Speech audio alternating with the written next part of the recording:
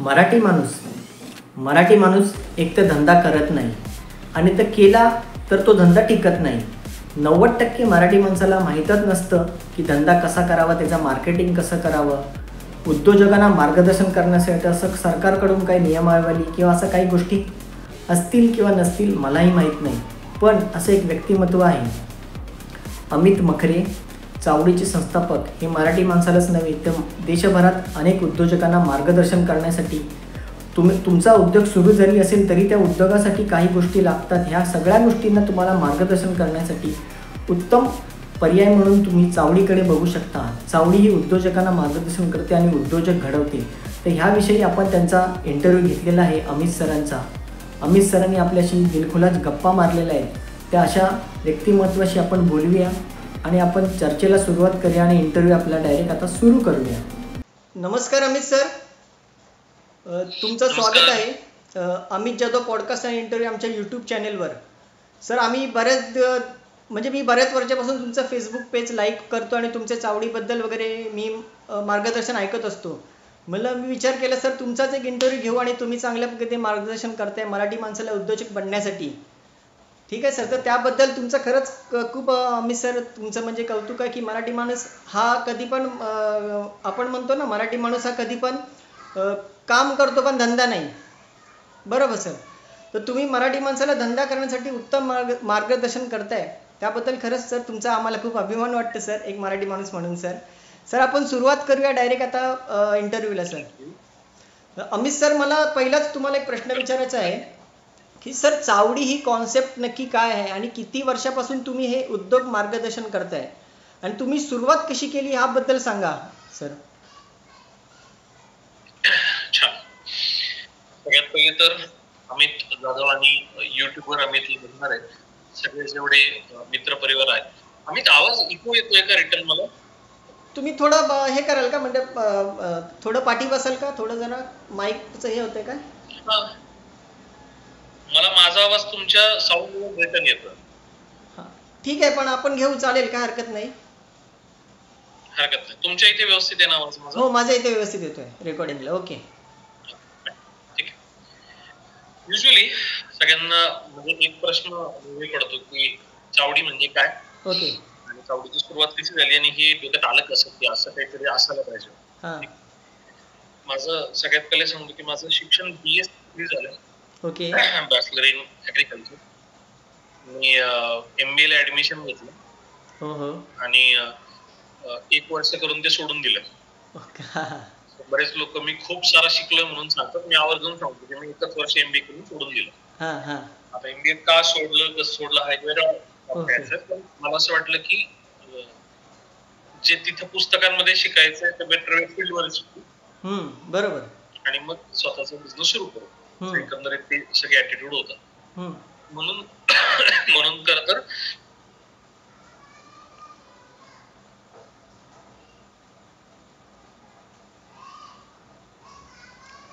मी आहात लाईन वरती? आहे दिसतंय. ओके. आता झालं काय की माझ्या डोक्यात आलं की एखादा स्वतःचा बिझनेस सुरू करायचा. म्हणून मी व्यवसायाची माहिती काढायला लागलो वेगवेगळ्या ठिकाणी. आणि मग जेव्हा 2009-10 चा तो काळ होता, तेव्हा माहिती मिळवायची वेळ आली तेव्हा काही गुगल युट्यूब ऍग्रेसिव्ह होतं. 20 रुपये देऊन सायबर कॅफेवर जाऊन माहिती काढावं लागायची. बरोबर. लक्षात काय आलंय की बऱ्याच वेळा ही माहिती आपल्याला अपेक्षित आहे की आपल्या मनातले जे प्रश्न आहेत ना ते काही सॉर्ट आउट होत नाहीत ऑनलाईन. सगळ्या गोष्टी तिथून मिळत नाहीत पटकन. आणि मग त्यावेळी असा प्रॉब्लेम असायचा की कोर्स लिमिटेड होतं आणि एखादी गोष्ट एखाद्या ठिकाणी कोणाला विचारायला गेलं की लोक व्यवस्थित माहिती नसेल देत. एक तर बरेच जण युनिटच्या आतच येऊ द्यायची नाही. बरोबर. त्याच्याकडे गेलं की तो निगेटिव्ह सांगायचा. बरोबर. ओरिजिनल माहिती एकाला विचारलं तर एक सांगायचं, दुसरं सांगायचं वेगळं, तिसरं सांगायचं वेगळं. मग मला प्रॉब्लेम असा वाटला की अरे धंदा करायचा एक कनेक्शन पाहिजे ना, की एखादी गोष्ट सुरुवात केल्यापासून शेवटपर्यंत सगळी टॉप टू बॉटम माहिती मिळाली तर मग बिझनेस करायला कॉन्फिडन्स येतो. बरोबर. आपल्याला तर सर आपण 2 महिने फिरतोय म्हणून आपल्याला डिसिजन घेता येणार की नक्की कोणता बिझनेस करायचा. कधी वाटतं हा करावा, कधी वाटतं तो करावा. आणि एखादा बिझनेस आता निवडलाय फायनली, तर मग मला आता त्याचं उत्तरच मिळत नाही किंवा मार्केटमध्ये मला शुअरिटी मिळत नाही. बरोबर. त्या काळी ज्या काही वॉटर प्रशिक्षण संस्था कार्यरत होते त्यांच्याही तिथे गेल्यावरती त्यांचे जे एक्सपर्ट्स आहेत ते पण युजली मशिनरी सेलर किंवा प्रमोटर असायचे की त्यांचा जर काहीतरी फायदा असेल तरच ती माहिती देणार, नाही तर फारशी लोक माहिती देणार. बरोबर. माझ्या डोक्यात संकल्प म्हणजे की असं एखादं सेंटर, एखादं काही इन्स्टिट्यूट किंवा एखादं असं ऑफिस हवं की जिथं तुम्ही काही जरी विचारलं तरी त्याला प्युअरली माहिती मिळायला हवी. त्याच्यामध्ये कोणताही दर्प प्रॉफिट नसावं, माहितीचे पैसे असावे. आणि कदाचित आमच्या बीएससी ऍग्रीच्या शिक्षणात एक्सटेन्शन एज्युकेशन म्हणजे शेतकरी सल्ला व सेवा केंद्र, शेतकरी माहिती सल्ला व सेवा केंद्र ही एक त्या काळी कन्सेप्ट पण होती. मग म्हटलं की आपण व्यवसाय सल्ला व सेवा केंद्र सुरू करू, कारण येणाऱ्या काळात शेतीपूरक उद्योगांची गरज आहे. आणि मग आम्ही 2011 साली ज्या घरात मी आता आहे व अर्थात वरती ऑफिस पण केलंय, खाली बेसमेंटला इथेच आम्ही चावडीची सुरुवात ऍक्च्युली 2011 साली आम्ही सुरू केली. त्या घरातूनच मी सुरू केलं. कारण प्रॉब्लेम असा होता आम्ही की भांडवल नव्हतं. युजली प्रॉब्लेम असतो भांडवल नव्हतं. बरोबर. दुसरी गोष्ट आता दुकान टाकून बसायचं तर माझे असं म्हणणं होतं की आपलं आवडजाव दुकान नसावं, म्हणजे तुम्ही उठावं आपण मार्केट कमिटीत दुकान टाकू, कुणी आता जाता येता येईल असं माझं म्हणणं की ज्याला गरज आहे त्यांनीच आपल्याकडे आलं पाहिजे, तरच हे विकलं जाईल. बरोबर. आणि जर विकलं गेलं तरच करता येईल. सुरुवातीला भांडवल कमी घरात आहे ऑफिस, पुढे एक छोटी रूम होती, तिथे एक टेबल आणि हॉलमध्ये मस्तपैकी 2 टेबल, बेडरूम आणि किचन मध्ये आम्ही राहायचो. असं मी मस्तपैकी आमचा कार्यक्रम हा सगळा सुरू केला. आणि सुरुवातीला मला असं वाटायचं की भांडवली धंदा आहे, त्रास नाही, अक्कल पैसे, पण तसं नाही होत. मला मार्केटिंग करावं लागते, स्वतःला रिप्रेझेंट करावं लागतं किंवा कंपनीतल्या लोकांपर्यंत पोहोचावं लागतं. हे सगळं 6 महिन्यात लक्षात आलं की परिस्थिती गंभीर आहे. आपण ज्या पद्धतीने बोलतोय एवढं सोपं नाहीये. अक्कल पण विकायला नॉलेज लागतं, ठीक आहे, पण विकलं गेलं पाहिजे, पोहोचलं पाहिजे ग्राहकांपर्यंत, तर ते येईल, तर ते लोक येतील. बरोबर बरोबर. तर मी स्पेशली सांगणे पसंत करेन. आम्ही जेव्हा सुरू केलं पहिल्या 6 महिन्यात आमचं 300 रुपये उत्पन्न होतं. आणि माझ्या करिअर मधला तुम्ही पुढे मला प्रश्न विचाराल म्हणून तुम्ही आवर्जून सांगू शकतो. आम्ही सुरुवातीला 365 रुपये वार्षिक आम्हाला पैसे द्या, आम्ही तुम्हाला कधी पण काही पण बिझनेस विषय लागला असं पहिलं तरतूद काढली. ओके. लोक पैसे देणार. बरोबर.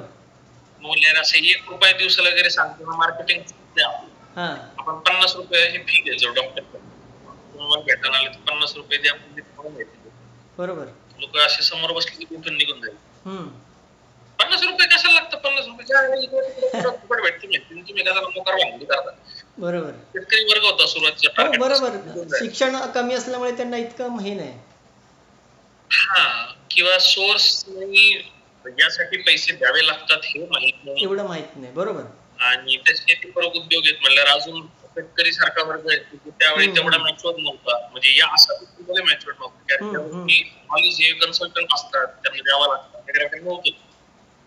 तिथपासूनचा प्रवास आहे 2025 आपण म्हणूयात. बरोबर. आता काय त्यानंतर मी पुढे सांगू, एवढं ऍक्च्युअलिटी आहे की तुमच्याकडे जर प्रोडक्ट मध्ये दम असेल, आपण त्याला नॉलेज मध्ये दम असेल, तर ते विकलं जातं.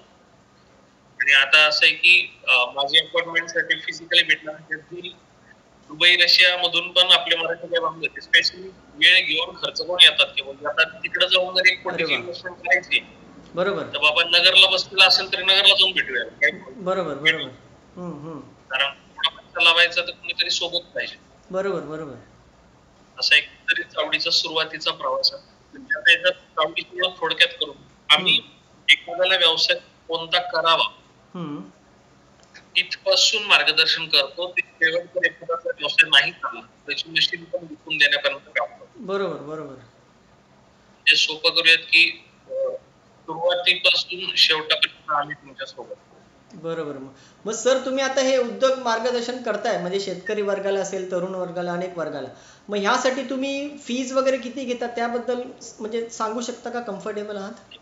सांगतो, सांगेन. पण ऍक्च्युअली मला असं वाटतं की सगळ्यांना प्रेरित करताना आपण पैसे देतो, आपलं मार्केटिंग करण्यापेक्षा ते तुम्ही डेफिनेटली शेवटी सांगेन.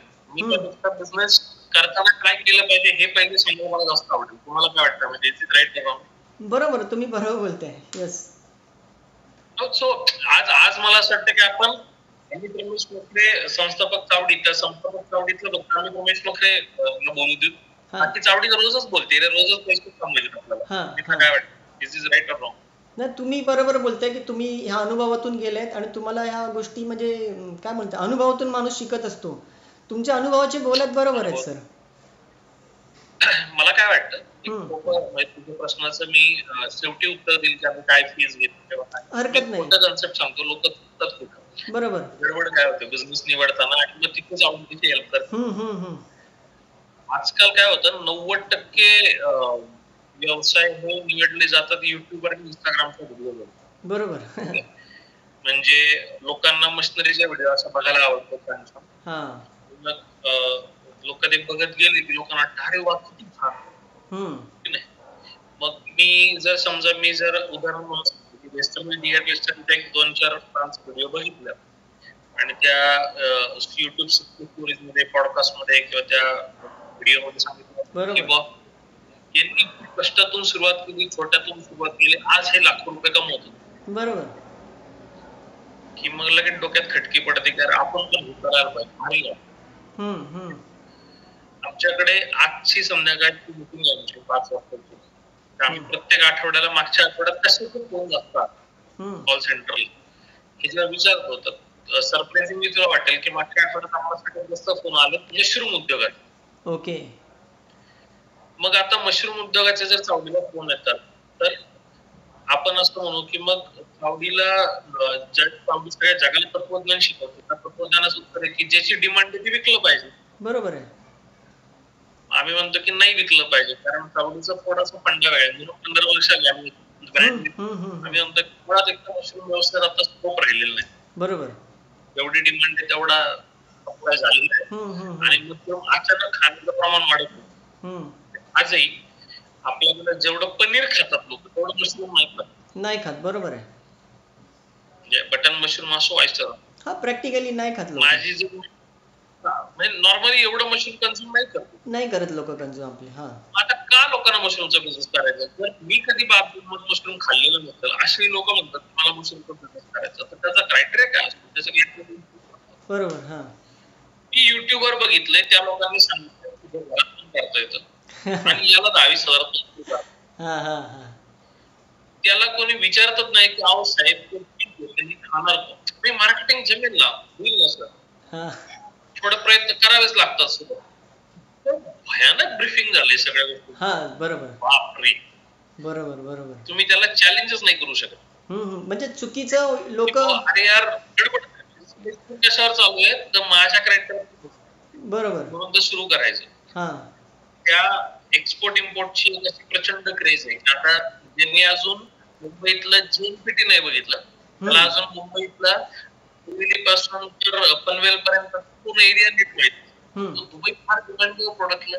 बरोबर बरोबर. फार विकलं जातं आणि फार जोरात मागणी आहे त्याची. आणि आपल्याकडे इतकं प्रोडक्शन आहे, आपण तो मार्केट नाही त्याला इथे, आपण तिकडेच जाऊ. बरोबर. सर दुसरा प्रश्न घेऊया अमित सर आपण. सर दुसरा प्रश्न असा आहे की जर रिटायरमेंट नंतर एखाद्या व्यक्तीला छोटा व्यवसाय करायचा असेल तर त्याच्या डोक्यात बरेच प्रश्न असतात की मी रिटायरमेंट झाली आहे, मी कुठे इन्व्हेस्ट करू, छोटा व्यवसाय करू. तर अशा लोकांना तुम्ही थोडक्यात काय मार्गदर्शन करणार सर? नाही, ऍक्च्युअली रिटायरमेंट नंतरचा बिझनेस मी कोणता आपण तुमच्या याच्यात कव्हर करणार होतो, आपण सेपरेटली सांगू. याचा अर्थ सिलेक्शन ऑफ बिझनेस मध्ये जे तुम्ही कोण आहात हे ठरतं. तुम्ही रिटायरमेंट व्यक्ती जर सुरू करले बरोबर. रिटायरमेंट व्यक्ती मुळात व्यवसाय का सुरू करतो की तुम्ही जर हॉबी म्हणून करायचं असेल किंवा वेळ गेला पाहिजे तर बिझनेस वेळ, आणि त्याला जर उत्पन्न म्हणून कमवायचं असेल की अजूनही माझ्या कुटुंबाच्या गरजा आहेत, मला त्या आर्थिक गरजा मला संतुलित नाही, तर त्याचे व्यवसाय वेगळे आहेत. बरोबर. बऱ्याच वेळा रिटायरमेंटचा अर्थ आहे की 8 वर्ष झाली की आपण रिटायरमेंट, आणि ते गव्हर्नमेंटच्या भाषेत किंवा नोकरदाराच्या भाषेत 8 या केसमध्ये 2 प्रकार पडतात. एक, जर घरात राहत असेल पुण्यामध्ये किंवा मुंबईत तर ती सिलेक्शन ऑफ बिझनेस वेगळे असतील, आणि ग्रामीणमध्ये असेल तर जमीन असते मग दोन्ही फिल्टर करून सांगतात. समजा जर शहरी क्राऊड असेल मुंबईत राहतो आणि मुंबईत जर त्याला एखादा रिटायर झाला पहिला राष्ट्रीय प्रश्न असतो की सर जागा काय करायचं नाही आमच्याकडे. बरोबर आहे. ठीक आहे. म्हणजे त्याला असे व्यवसाय करावे लागतील की जे घरात बसून एखादं छोटस प्रोडक्ट बनवलं आणि ते काउंटर्सला विकायला गेलो किंवा कुठे गाळा घेतला आउटसाईडला, तेवढं 10 जागेत जेवढं प्रोडक्शन ते विकावं आणि विकावं. नंबर 2, ग्रामीण भागात असाल जर रिटायरमेंट नंतर पीएफचे किंवा ग्रॅज्युएटीचे पैसे मिळाले असतील तर मग युजली तुम्ही अलाइड व्यवसाय ज्याला आम्ही B2C कॅटेगरी म्हणतो, म्हणजे तुम्ही शेळी पालन सारखा छोटा व्यवसाय करा. ओके. प्रोसेसिंग युनिट असं लावा, कारण रिटायरमेंट तुम्ही असा व्यवसाय करा की जो अलाइड असेल सेल. बरोबर. काल परवा एक IT कंपनीतले ज्यांना मंथली 2 लाख पगार आहे आणि त्या कंपनीचे डायरेक्ट त्यांनी सेम प्रश्न विचारला, माझ्याकडे सुगंधा मुंगाई जमीन आहे, गावाकडे घर बांधायचं आणि छोटासा व्यवसाय. सिलेक्शन कसं केलं, गावाकडे प्रोडक्ट तयार होतं रॉ मटेरियल, बरोबर, त्याच्यावरती एखादं प्रोडक्शन करावं आणि बिझनेस पकडावा की तिथे तयार होईल आणि ही कंपनी अमुक दॅट्स इट. शक्यतो रिटायरमेंट व्यक्तींनी माझं उत्तम आतापर्यंत एक्सपिरियन्स मध्ये की अजिबात B2C कॅटेगरीतले ब्रँड बनवण्याचे व्यवसाय करू नये, कारण मग प्रत्येक सेल कोण करणार. बरोबर बरोबर. त्यांची बुक कमी असते, त्यांना वाटत नसतं की मला 1 लाख 2 लाख 25,000 आणि वेळच गेला पाहिजे. बरोबर. व्यवसाय निवडणे. बरोबर. सर आपण दुसरा प्रश्न घेऊया की सर एखाद्या व्यक्तीची गावाकडे जर मोकळी जमीन असेल आणि त्यांना व्यवसाय करण्यासाठी म्हणजे काय तुम्ही मार्गदर्शन करा, बाबा माझी गावाकडे मोकळी जमीन आहे, एवढी एकर आहे, तर मी आणि माझी चांगली फायनान्शियल कंडिशन आहे, तर मी तिथे इन्व्हेस्टमेंट करून कुठला छोटा व्यवसाय करू शकतो सर? ओके, हा प्रश्न खूप मोठा आहे, मी थोडक्यात 1 मिनिटात सांगतो. गावाकडे जमीन असेल ना, आपल्याकडे शहरात राहून गावाकडे जमीन काहीतरी करायचं, cold storage, warehouse, primary option दोन्ही चांगले. बरोबर. आपण तिथे करा आणि रेंट वरती. जर ऍक्टिव्हली गावाकडे कुणीतरी करणारा असेल बिझनेस करू शकतो. या केस मध्ये सुंदरपैकी आपल्याकडे मराठवाडा विदर्भातला शेतकरी असेल, फूड बॅग, कॅटल फीड, त्याच्यानंतर टीपी बॅगचा बिझनेस, बरोबर, त्याच्यानंतर सध्या व्हेजिटेबल प्रोसेसिंग एक खूप जास्त फेमस आहे, ते होऊ शकतं. बरोबर. लोकल भागात जे रॉ मटेरियल मिळतं बिझनेस, असं जर सिंपल आयडियोलॉजी लावली तर चांगलं होतं. बरोबर. त्या महाराष्ट्रामध्ये ते 5-6 आयटम चालतात. मराठवाड्यामध्ये हरभरा पिकतो, करू शकतो. सोयाबीन असेल तर सोया ऑइल मिल, डिपेंड करतो तुमच्या भागात रॉ मटेरियल बेस्ड बिझनेस बरोबर बरोबर बरोबर. सर आपण नेक्स्ट प्रश्न घेऊया की गृहिणी असतील, त्या गृहिणींना व्यवसाय करायचा असेल, आपलं घर सांभाळून वगैरे, तर साध्या गृहिणींना तुम्ही छोटा व्यवसाय असा कसला करू शकता? गृहिणी त्यांना काय मार्गदर्शन कराल असेल तुम्ही? घर सांभाळून कोणता व्यवसाय करू शकतो? अच्छा, ठीक आहे. ज्याचं लोकल भागात विक्री केली जाते असे प्रोडक्ट कोणते, उदाहरण घेऊयात सोपे करून. म्हणजे बघ, समजा एक्झाम्पल की माझ्या भागामध्ये भरपूर सारे बेकरी आहेत, ड्राय पॅकेजिंग छोटासा बॉक्स मॅन्युफॅक्चरिंगचा पॅकेजिंग मटेरियलचा बिझनेस केला होऊ शकतो, छान, काही प्रॉब्लेम नाही. समजा जर तुमच्या लोकल भागामध्ये इमिटेशन ज्वेलरी डिमांड, बरोबर, जॉबवर घेऊ शकता. आता सध्या जो ट्रेंड आहे पेपर बॅग मॅन्युफॅक्चरिंग, सध्या एक नवीन ट्रेंड की जिथे कॅरी बॅग बंदी चांगली आली, बरोबर, पेपर बॅग आता कॅरी बॅग लेवलच्या, थोडं इन्व्हेस्टमेंटची तयारी असेल तर paper cup, paper pouch, manufacturing असे छोटे व्यवसाय खूप असतात जे तुम्हाला करता येतात शहरामध्ये. बरोबर बरोबर. डिपेंड करतं तर घरात राहून करता येईल का, तर त्याला नियम असतात, प्रत्येक बिझनेसचे नियम वेगवेगळे, त्या नियमात राहूनच ते डायरेक्ट नाही करू शकतो. बरोबर. आणि 90% आम्ही तिथेच फसतो, नियम माहित नसतात आणि आपल्याकडे अशा बऱ्याचशा केसेस आहेत की नंतर लोकांना, म्हणजे लोक तो बिझनेस सुरू करतात मग शहराची कंप्लेंट करतात. बरोबर. त्यामुळे आपण बिझनेस करू शकतो का या प्रकारचं प्राथमिक तर होच प्रत्येक महिलेसाठी. तर एक उदाहरण म्हणून सांगतो, समजा फूड बेस्ड बिझनेस असेल तर त्याला FSSI चा एक बेसिक रूल आहे की 12 लाखाचा टर्नओव्हर पर्यंत तुम्ही एखादा व्यवसाय करू शकता घरामध्ये, तर तो कमर्शियल मध्ये कन्वर्ट होतो, तो करताच येतो. हा नियम 99% लोक सांगत नाहीत आणि लोकांना माहित पण करून घेतात. ओके, बरोबर. ठीक आहे सर. आपण ह्या छोट्या छोट्या टर्म्स आहेत क्लिअर असतील तर मग त्यांना बिझनेस करता येईल. बरोबर बरोबर सर. आपण नेक्स्ट प्रश्न घेतोय. एखाद्याचा व्यवसाय सुरू आहे तर त्यांनी उत्तम मार्केटिंग कशी करावी, टेक्नॉलॉजी AI चा वापर वगैरे करून, तर मार्केटिंगसाठी तुम्ही त्यांना काय टिप्स द्याल सर? मार्केटिंग मध्ये 3 प्रकार पडतात. B2C, B2B, B2C आणि पर्सनल लेवल मार्केटिंग. तुम्ही प्रोडक्ट कसे विकताय, म्हणजे तुम्ही B2C मार्केट त्याच्या वेगळ्या स्ट्रॅटेजीज, B2B मार्केटला त्याला सप्लायर, वेंडर आणि वेगळ्या. आपण पहिले B2C बद्दल बोलूयात. ओके. B2C मध्ये काय होतं, B2C मध्ये स्वतःचा ब्रँड करणं खूप मॅटर करतं. आज अमित जाधव यामध्ये पहिल्यांदा जरी भेटत असतो तरी अमित जाधव यांच्या मनामध्ये चावडीविषयी आणि अमित लखवी यांच्याविषयी इमेज तयार होते पहिले. त्या इमेजच्या आधारावरती अमित जाधव ठरवतात की आपण यांचा एक इंटरव्ह्यू घेऊ. याचा अर्थ काय की मार्केटिंगचा मूळ अर्थ हाच आहे की इमेज बिल्डिंग करणं, ब्रँड. ओके नाही. तुम्ही मागाशी ज्या प्रश्नाचं उत्तर विचारलं मार्केटिंगच्या माझ्या उत्तर म्हणजे तुमच्या लक्षात की त्या माणसाला 2011ला 50 होतो. त्याच संस्थापक चावडी ₹25,000 चार्ज. बरोबर. माझ्या महिन्याभराच्या अपॉइंटमेंट. बरोबर. मग हा प्रवास 2 गोष्टीमुळे, प्रोडक्ट चांगलं आहे नंबर 1, पण ते योग्य पद्धतीने समोर मांडलं आणि ग्राहकांमध्ये तो विश्वास की आपल्या प्रॉब्लेमचा 25 देऊन सुटू शकतो. कारण तासासाठी 25 देण्यासाठी त्यांनी 100 वेळा विचार केला असतो. राईट? बरोबर बरोबर. राईट. आपल्याला जर या माणसाला एवढं पे करायचं प्लस तर याचा अर्थ तुम्हाला रिप्रेझेंट व्यवस्थित करता आलं पाहिजे. आता तुमचं खूप होतं की सर AI चा वापर करून कसं, आपल्याला कॅनवा, ChatGPT ह्या टूलचा वापर करून आपण छान प्रेझेंटेशन टूल किंवा आपण तुमचं काय म्हणतात इमेजेस बनवू शकतो. बरोबर. इथे चूक काय करतात, इमेजेस बनवण्यामध्ये लोक काहीतरी मोटिवेशनल कोट टाकतात आणि खाली तुमच्या ब्रँडचं नाव टाकतात. कंटाळा आलाय त्या मोटिवेशनल कोट. 4-5 वर्षात 75.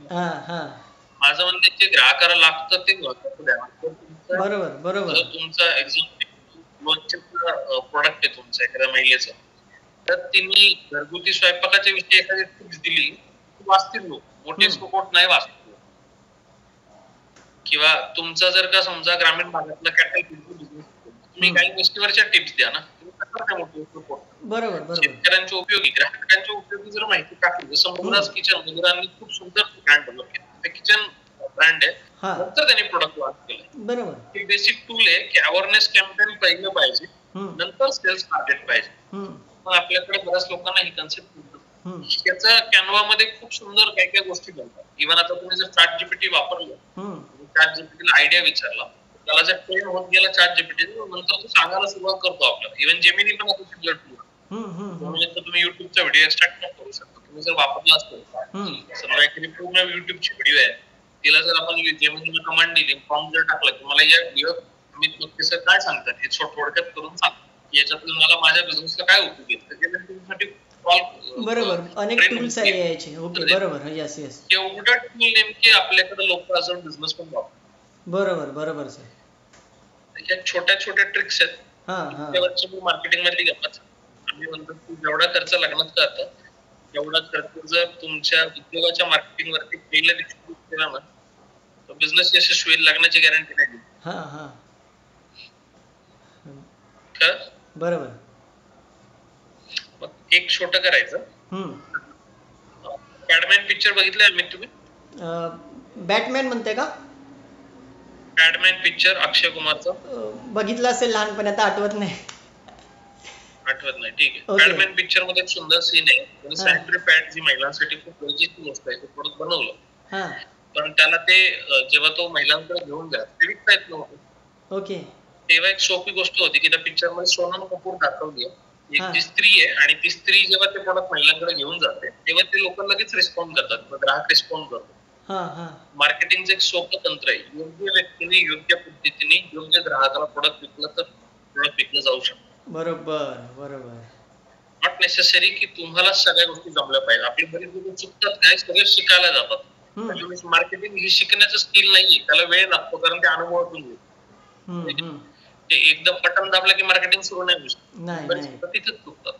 त्यामुळे जर तुम्हाला मार्केटिंग नसेल जमणार एखादा तर ज्याला जमतं तो माणूस हायर करा, पैसे वाचवताना तुम्ही तुमचाच ब्रँड खराब करा. माणूस सेल्स मार्केटिंग घ्या आणि त्याला ते काम करू दे, वर्कआउट होईल गोष्ट. बरोबर बरोबर सर, बरोबर सर. आपण एक दुसरा प्रश्न घेऊ सर. साधारण 50,000 ते 1,00,000 गुंतवून असे कोणकोणते साईड बिझनेस आहेत ते लोक सुरू करू शकतात? त्या बजेट रेंज मध्ये तुम्ही सांगू शकता की 50 ते 1,00,000 पर्यंत तुम्ही खरं सांगू या रेंज मध्ये ना बहुतांश बिझनेस नाही सुरू करतात. त्याचं कारण असं आहे, ओके, बिझनेसला नॉमिनली दोन प्रकारच्या बेसिक इन्व्हेस्टमेंट लागतात. एक व्यवसाय सुरू करण्याचा खर्च, व्यवसाय चालवण्याचा खर्च. ओके, व्यवसाय सुरू करण्याचा जो खर्च आहे त्याच्यामध्ये 3 प्रकार पडतात. एक तुम्हाला जागा, शेड, भाडे, रेंट हे सुरुवातीला इनिशियल लागतं की जागेचा खर्च आहे. दुसरा मशिनरीचा खर्च आहे. तिसरा पॅकिंग मटेरियलचा खर्च सुरू करण्यासाठी. आणि चौथा महत्वाचा मुद्दा आहे की आता हे जर सगळं झालं, इलेक्ट्रिसिटी, पाणी, बेसिक रॉ मटेरियल, हे नंतर तुम्हाला एकदा सगळं सुरुवातीला उभं केलं नंतर चालवण्यासाठी तुम्हाला परत मार्केटिंग करायला लागतं, ऍडव्हर्टाइजमेंट. बरोबर. जर खरंच खर्च काढला ना कोणताच बिझनेस युजली बरोबर. कारण सर आपण बघितलं असेल युट्यूब चॅनेलवर, बरेच असे युट्यूब चॅनेल आहे, युट्यूबर ते सांगतात की तुम्ही 20,000 इन्व्हेस्ट करा, इथून तुम्ही ते किट घ्या आणि मग हे करा. मग ते काय करतात, लोकांना मिसगाईड करतात की काय? मिसगाईड नाही करत ऍक्च्युअली, ते त्यांची बाजू सांगतात, आपल्याला पूर्ण बाजू ऐकून नसते. अर्धवट बाजू सांगतात, पूर्ण बाजू मी तर माझ्या भाषेत सांगतो. आपल्याला पूर्ण व्यवसायाला खर्च किती करणार हेच बरोबर. लोकांना बिझनेस सुरू करण्याची मूळ इन्व्हेस्टमेंट म्हणजे लोकांना मशिनरी घेतली, जेवढी मशिनरीला प्राइस लागते लोकांना तेवढंच लक्षात. बरोबर. मी तुला एक छोटं कॅल्क्युलेशन म्हणजे तुमचं हे इंटरव्ह्यू जास्त सक्सेस होईल. छोटं कॅल्क्युलेशन तुमच्या लक्षात. जेव्हा आमच्याकडे फोन येतो एखाद्या कस्टमरचा, कस्टमर म्हणतो की मला एक ना बिझनेस सुरू करायचा, 4-5 लाख इन्व्हेस्टमेंट. ठीक आहे, मग समजा आपण ओपिनियन मध्ये सांगितलं डाळ मिल करायचं. डाळ मिल मला आवडलेली, डाळ मिलच करायची. बरं, मग डाळ मिलच्या काय कॅपॅसिटी करायची? तो 1 टन कॅपॅसिटी आपली पर डे झाली पाहिजे. ओके. आता आम्ही तुम्हाला लाईव्ह स्ट्रीम मध्ये मी प्रश्न विचारतो, तुमच्या लक्षात येईल की काय होतं. 4 ते 5 लाख रुपयाच्या मशीन जर घेतल्या आणि 1 टन कॅपॅसिटी घेतली, झाला बिझनेस सुरू तुमच्या म्हणण्याप्रमाणे. नाही, त्या बिझनेस करण्यासाठी पूर्ण सिस्टम उभी करावी लागते तुम्हाला बॅक मध्ये. सिस्टम सोडून देऊ, मी आता एक मस्त प्रश्न विचारतो. दिवसाला 1 टन डाळ मिल करायची, त्याला लागतं 2 मिनिटं पकडून तूर डाळ. तुरीचं उत्पादन वर्षातून किती वेळा होतं आम्ही त्याला? नाही, मला एवढं नॉलेज नाही त्या संदर्भात शेतीचं काय. सोपं करून सांगतो, वर्षातून एकदा उत्पादन होतं. ओके. म्हणजे एकदाच ते तूर मिळणार किंवा एकदा हरभरा मिळणार. ओके. मला जर का महिन्याभरासाठी 1 टन पर दिवस 25 दिवस जर प्लांट चालला तर गुणिले 25 म्हणजे 25 टन मटेरियल लागणार. बरोबर. 1 किलोचा दर असेल जर साधारणतः 50 रुपये, महिन्याभराला प्रोसेस करण्याची डाळ लागणार आहे, तूर लागणार, किती लागेल? 25 टन गुणिले म्हणजे 25,000 किलो गुणिले 50 रुपये. करून बघता मी सांगते मला कॅल्क्युलेशन किती येत होतं भांडवल. कॅल्क्युलेशन करून हे करावं लागेल आपल्याला, मला पण एवढं हे नाही. आपण तुमचे युजर जर तुम्ही युट्यूबवर टाकाल ना तर कॅल्क्युलेशन करा, 25,000 किलो म्हणजे 25 टन, बरोबर, 50 रुपये. ठीक आहे, मी आता उत्तर दाखवू की नको दाखवू? सांगा ना तुम्ही आम्हाला डायरेक्टच सांग. मी 12वीला गणितात एकदम बोगस नाही बाबा, आपल्याला फार अवघड जातं. बरोबर, जे आहे ते जेन्युइन आहे. बरोबर. मला ऍक्च्युली स्क्रीनवर दिसत नाही, तुम्ही सांगू शकता बोलून? स्क्रीनवर दिसत नाही. 12,50,000 लागतात. हो, बरोबर. आता हे किती झालं? 1 महिन्याचं भांडवल झालं. हे आपण सुरुवात करताना आम्ही पकडायला पाहिजे की नाही पकडायला पाहिजे. बरोबर. पूर्ण 12 महिन्याचं कॅल्क्युलेशन केलं पाहिजे ना आपल्याला. नाही, मग तर 12 महिन्याचं कॅल्क्युलेशन केलं तर संपलं, तुमचा बिझनेसच नाही सुरू होणार. मग आता तुम्ही घालून जातो 12 लाख गुणिले 12 किती झाले आता? 12 गुणिले 12 किती अमित दादा?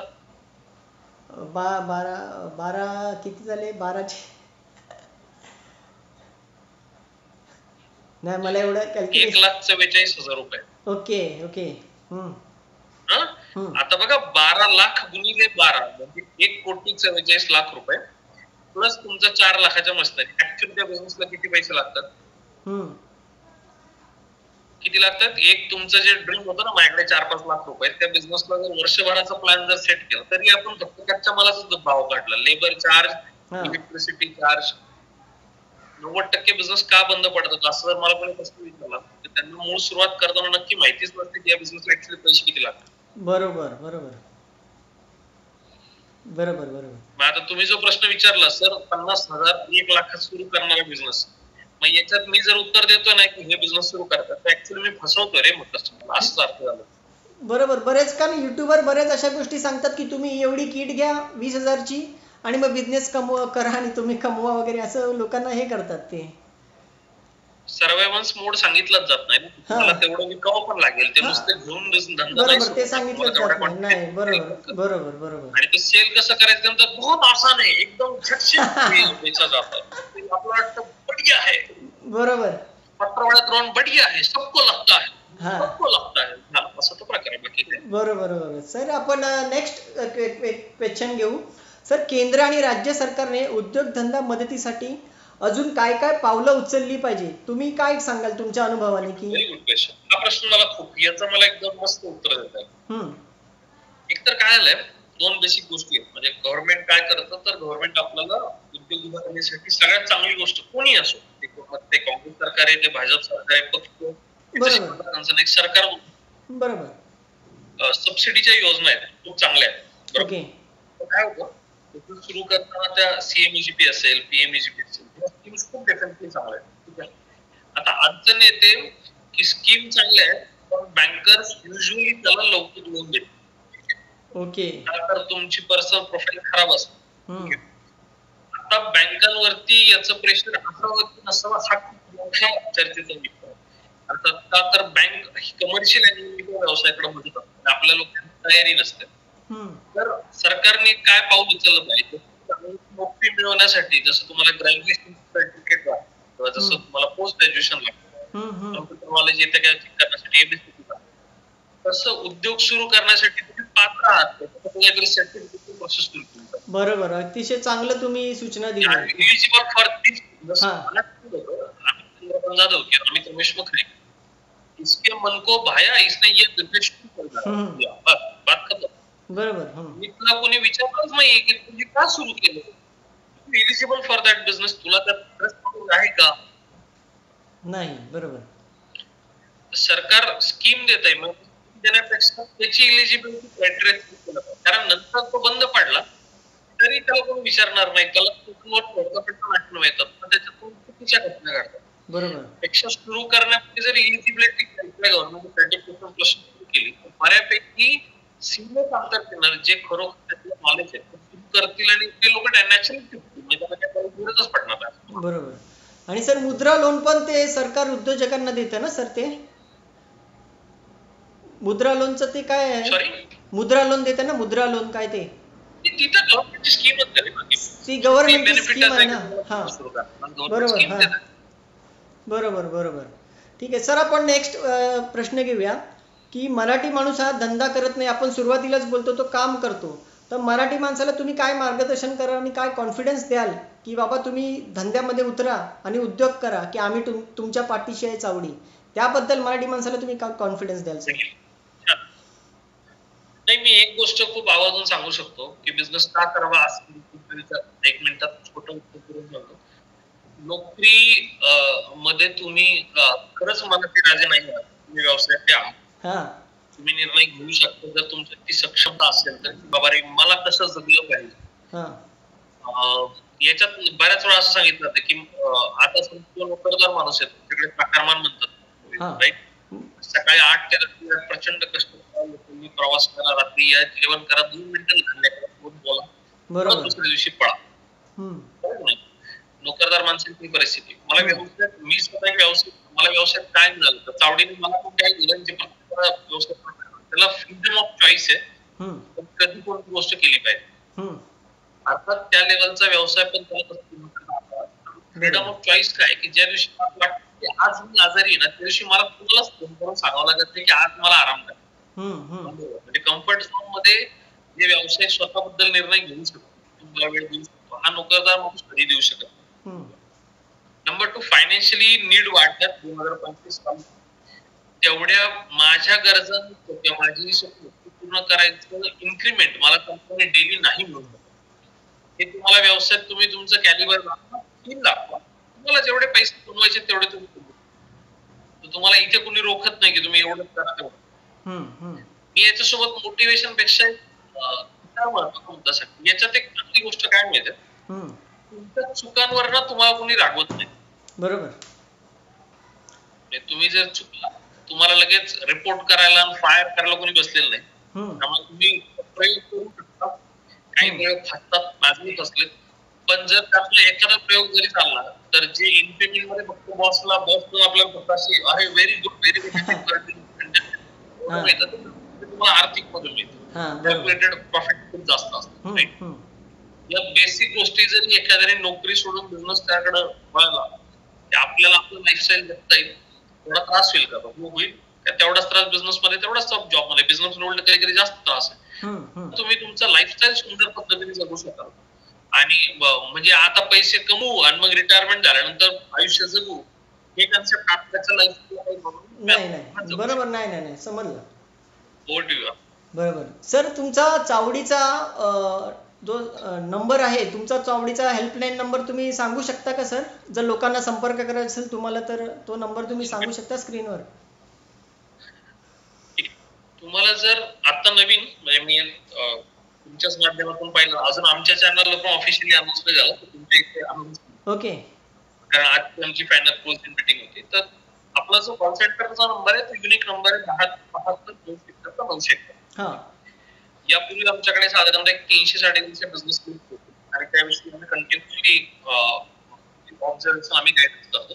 आता आपण स्वतःचं जीपीटी प्लॅटफॉर्म असं बरोबर व्यवसाय सुरू करण्यासाठी पण चावडीकडे येऊ शकतो किंवा एखादा व्यवसाय तुमचा सुरू झालाय आणि त्या व्यवसायात तुम्हाला काही अडचण येते त्याच्यासाठी सुद्धा तुम्ही चावडीला फोन करू शकता. तर I am doing already this business पण मला अमुक प्रॉब्लेम येतोय. माझा हॉटेलचा व्यवसाय मला प्रॉब्लेम येतोय.